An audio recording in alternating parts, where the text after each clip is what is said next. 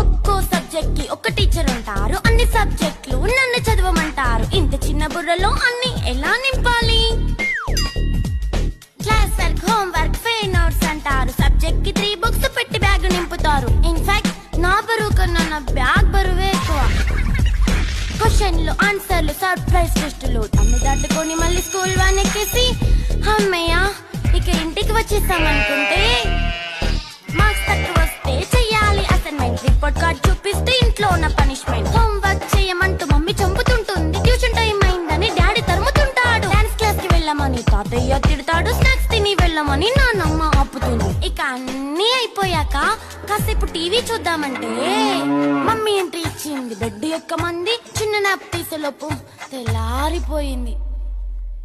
అయ్యో మళ్ళీ మొదలు ఈ స్కూల్ కష్టం.